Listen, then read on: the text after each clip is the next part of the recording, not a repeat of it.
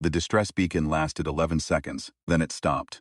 Sekar had been eating a cold roti when the signal hit his receiver. A tight, compressed burst on a frequency that hadn't been used since the Kepler mining contracts collapsed. He set down the roti, pressed play again. 11 seconds of structured noise, a coordinate embedded in the third pulse, and then nothing. Not static, nothing. Like the transmitter had been switched off at the source, or destroyed, or swallowed. He told himself he wasn't going. He told himself this for about 4 minutes, until he had already packed his kit. The research station on Neela 7 had been dark for 6 months. Professor Ramesh had taken a small team out there. Xenobotanists, an atmospheric surveyor, a field medic named Rekha, who Sekar had spent 2 years trying not to think about. The official story from the Colonial Science Authority was equipment failure followed by voluntary isolation for data integrity. Sekar had grown up off a fishing boat and could smell a lie from across open water. He borrowed a survey skiff from a man who owed him several favors and didn't ask questions. The flight out took 9 hours. He spent 7 of them reading Ramesh's last published paper, a dense, elliptical thing about non-carbon metabolic signatures in the Neela fungal forests, and 2 of them trying to sleep unsuccessfully. Neela 7 from orbit looked like a bruise. Deep violets and blacks across the canopy, the bioluminescent rivers threading through like slow electricity. He had been here once before, years ago, when the station was new, and Ramesh was young, and everything felt like the beginning of something. He remembered Rekha laughing about the way the spores clung to your hair and made you smell like copper for a week. He remembered thinking he should say something to her before they shipped out in separate directions. He hadn't. He put the skiff down in the clearing, the station's automated beacon still lit, out of habit or programming, and walked the last 300 meters through the forest with a torch and a short-range scanner that chirped softly at anything larger than a dog. It chirped before he reached the station perimeter. He stopped, checked the reading. Large, very large, moving through the undergrowth to his left at a pace that suggested it wasn't hunting exactly, but wasn't unaware of him either. He cut the torch, stood in the dark with the bioluminescence painting everything the color of a deep-sea photograph, and waited. The thing passed. He heard it in the way you hear something large in a forest. Not the thing itself, but the displaced silence around it. Branches settling, the sudden absence of night insects. He walked faster. The station was intact on the outside. That was the first wrong thing. Equipment failure didn't leave windows unbroken. He punched his old access code into the door panel. Ramesh had never been good about rotating credentials, and the door opened. Inside smelled like recycled air gone stale and something else underneath it, biological, wet, not human. He found Kumar first. The atmospheric surveyor was alive, curled in the corner of the monitoring bay, eyes open but not tracking. Shock or something close to it. Sekar crouched next to him and said his name twice before Kumar blinked and actually looked at him. Sekar. His voice had the quality of someone reading from a very old script. You shouldn't have come. People keep saying to me, where is everybody? Kumar's eyes went to the door at the far end of the bay. Rameshri is in the lab. Rekha is. He stopped. She's trying to stop it. Stop what? But Kumar had already folded back into himself, arms around his knees, and Sekar understood he wasn't going to get more than that. He left him there with a water bottle and went through the door. The lab was a disaster. Not the ransacked kind. The kind that happens when people are working frantically on something and stop caring about everything except the work. Papers everywhere. Equipment pulled from cabinets and left running. Screens active, all of them, displaying what looked like biological schematics overlaid with what Sekar's very limited understanding of xenobiology told him were movement pattern analyses. Ramesh was at the central console. He was older than Sekar remembered, which made no sense for 6 months. But grief and fear do that to a face. He turned when Sekar came in, and the expression that crossed him was too complicated to name. Relief, horror, guilt, all of it at once. You got the signal, Ramesh said. 11 seconds of it. I had to shut it down. If it heard a sustained broadcast, he stopped, rubbed his face with both hands. Sit down, Sekar. Please. Sekar didn't sit down. What is it? Ramesh was quiet for a moment. When he spoke again, it was in the voice he used for difficult truths. The same voice he had used 20 years ago to tell a class of first-year students that the universe was not, in fact, built for them. We found it in the deep forest 8 months ago, buried, old, very old by any measurement we could apply. We brought it back here to study it. He paused. It wasn't dormant. It was waiting. Waiting for what? For conditions it recognized. For carbon-based movement in sufficient density. For warmth, he pulled up an image on the nearest screen. Sakar looked at it for a long moment. It looked like nothing so much as a body, roughly humanoid in proportion, but armored or carapace still, layered in something that caught light like chitin but moved like liquid. It was large, very large. It killed Dilip and Vishnu within the first hour after activation. Not out of aggression, we think, more like reflex. They were in its immediate space. It cleared them. The clinical detachment in Ramesh's voice was not composure. It was the last wall between him and something that would end him if he let himself feel it fully. Sakar recognized this. He had seen it in rescue workers and soldiers and his own face once, in a mirror, after a bad season on the water. "Where is Rekha?" Sakar said. "She went to isolate the power grid. If we can drop the heat signatures of the station, when?" 40 minutes ago, Sakar was already moving. He found her in the maintenance corridor behind the thermal regulators, working by hand because the panel lights were off, and for one terrible second, she was just a shape in the dark, and he couldn't be sure she was alive. Then she swore under her breath in the specific way she swore when something was taking longer than it should, and he laughed before he could stop himself, and she spun around with a wrench raised like a weapon, and then stood very still. "You absolute idiot," she said. "Came all the way out here. You sent a beacon. The professor sent a beacon, and it was supposed to be for the authority, not for how did you even? Kumar gave me the access code 3 years ago. I never told you that." He looked at the panel she was working on. "Can I help?"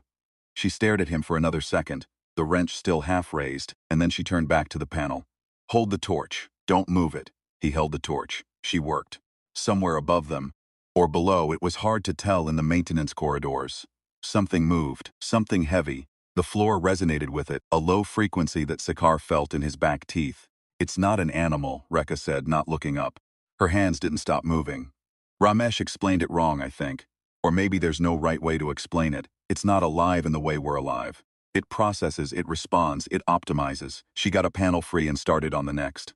"It was designed. By what? That's the question, isn't it?" She pulled a wire and the overhead vent system went quiet. Something built it and sent it somewhere, and either lost it or left it on purpose. And whatever it's optimizing for were in the way of it. The thing moved again, closer. Sakar tracked it by the resonance in the floor, trying to build a picture of its movement from vibration alone, the way he used to track schools of fish by the motion of water under the hull. It wasn't hunting in a line, it was circling, checking a perimeter. "If we drop the thermal signatures," he started. "It doesn't navigate by heat, not primarily. We thought it did, but Ramesh's readings show it's using something more like pressure differentials, vibration, mass displacement." She stopped, looked at him. In the torchlight, her face was very clear and very tired. "Every time we move, we tell it where we are." They both went still. The resonance in the floor drifted, shifted direction, then faded. Rekha let out a breath so slowly it was nearly silent. Then she went back to the panel. "There's a plasma cutter in the fabrication room," Sekar said quietly, barely moving his mouth. "I saw it on my way through. It won't work." Ramesh tried with the rock drill. "The exterior casing, it's not carapace. It's a different material entirely. Something we don't have a classification for. It deflected everything. The drill head shattered. I wasn't thinking about cutting through the casing." Rekha paused. "Then what?" "It's a machine," Sekar said. "Designed thing, you said. Optimizing for something. Machines have inputs. You cut off the inputs. It doesn't have obvious sensor ports." We looked. "Every machine has a point of intake." He was thinking about engines now, about the 12-year-old version of himself lying on his back on a fishing boat while his uncle pointed at components and made him name them. Intake, compression, combustion, exhaust. It doesn't matter how complicated the machine is, the principle doesn't change. If it navigates by pressure differentials, it has to be reading them somehow. There has to be a surface interface, a membrane, a sensor array, something external. Rika was very quiet for a moment then. The layered structure on the anterior surface. Ramesh thought it was armor plating, or antenna. She sat with this. The torch was starting to flicker, charge running low, and in the dimming light Sakar watched her work through it the way he had always liked to watch her think. The specific quality of her attention when she was taking something apart in her mind and rebuilding it with different assumptions. "The plasma cutter operates at close range," she said. "I know. It's very large, Sakar." "I know that too." She looked at him for a long time. Then she at the panel she was working on, stood up and handed him the wrench. "You'll need something to make noise with," she said. "To draw it into a corner. I'll handle the plasma cutter. That's not. I'm the one who knows where the sensor array is. Her voice was calm and entirely final. You're the one who can move quietly. We both do the thing we're better at.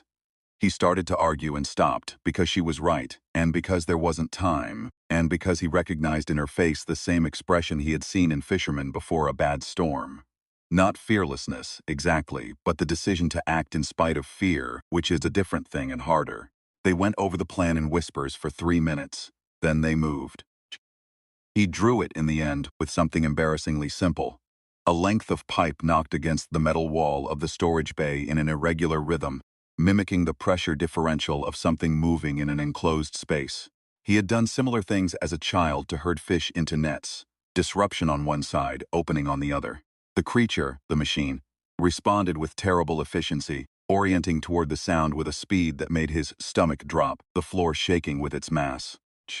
He saw it clearly for the first time when it came around the corner of the storage bay, and the bioluminescence from the cracked skylight fell across it. The IMDb reviewer had been right. The thing was genuinely frightening.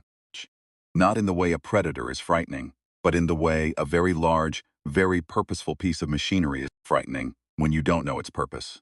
It moved with the smooth articulation of something that had no hesitation built into it. No uncertainty about whether to proceed, it simply proceeded. Sakar knocked the pipe against the wall one more time and then went completely still. The machine stopped, checked. The anterior surface, the layered structure Ramesh had thought was armor, rippled slightly, orientating. Sakar held every muscles rigid and breathed through his nose in a long, slow, controlled exhale, and thought about still water and empty sky and being very small and very quiet inside it. Rekha came from behind. She was fast and she was exact, and the plasma cutter went into the sensor array at the precise angle she'd calculated from Ramesh's schematics. And the machine convulsed. Not in pain, because it felt nothing, but in the pure mechanical reaction of a system whose inputs have been severed. A car with no steering trying to continue on a road it can no longer see. It turned toward her. She held her ground and fired again, deeper, and the convulsion this time was total. A full system cascade, every articulated surface locking at once, and then it fell. The floor rang with the impact for a long time afterward. They stood in the dark for several seconds without speaking. Then Rika set the plasma cutter down very carefully, like it had become heavy, and Sakar crossed the floor, and she let him put his arm around her, and they stayed like that while the bioluminescence drifted through the cracked skylight and painted everything the color of deep water. You should have said something, she told him finally, 3 years ago, when you shipped out. He thought about the fishing boat and his uncle's hands pointing at engine components in the early light. Intake, compression, combustion, exhaust. He thought about 11 seconds of distress signal and a cold roadie left on a table. I know, he said. I'm saying it now. In the lab, Ramesh was already taking readings from the fallen machine, his grief held at arm's length by the insistence of curiosity that was either a gift or a flaw, probably both. Kumar had come out of his corner. He found water for all of them, and they sat together on the floor of the monitoring bay, and nobody said much for a while, because sometimes the right response to surviving something is simply to exist in the aftermath of it, quietly, and let the body believe it's safe. The spores had gotten into the station through the cracked skylight. By morning, they were all going to smell like copper for a week. Sakar, for once, didn't mind.